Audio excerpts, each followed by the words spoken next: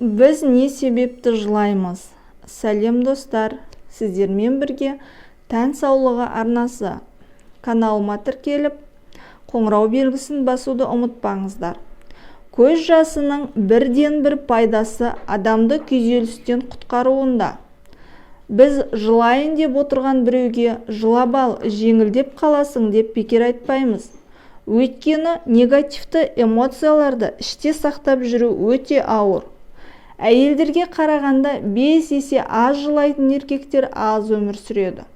Сондықтан жылағымыз келген уақытта бақырып жылап алғанымыз жөн. Яки көз жасы ағзаны тазартады.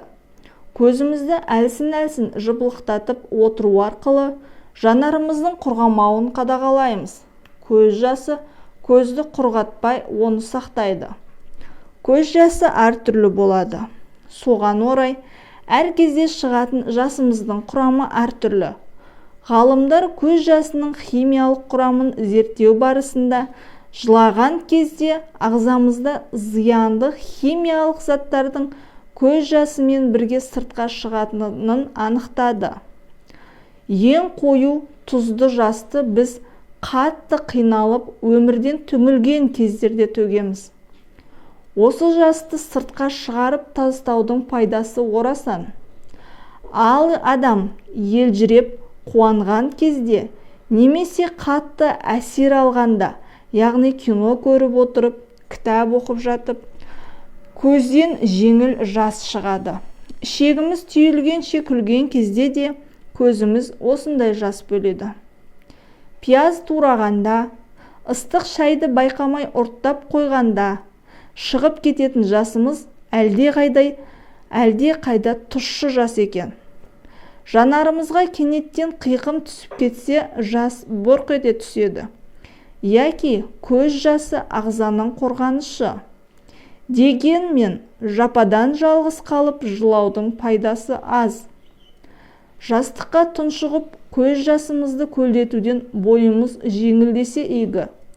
Ал психологтардың айтуынша, іштегіні жылап сыртқа шығарудан бұрын кімнің алдында жылайтының маңызды.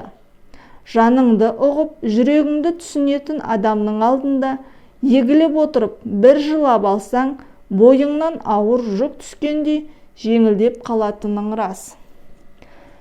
Ал дәрігерлер ағзаның жай күйін қан алу арқылы анықтағаннан гөрі көз жасына қарап анықтаудың пайдасы әлдеқайда зор деп отыр.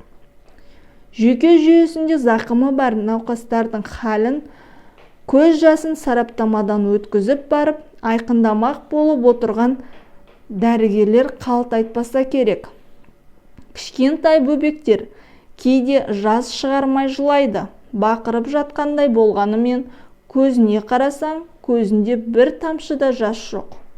Сонда періштедей бөбек өтірік істеп жатыр ма? Жоқ. Бала туғаннан көз жасының қабаты болады. Бірақ ол қабат тек көзді қауіпті заттардан қорғап, оны құрғатпауға ғана жетеді.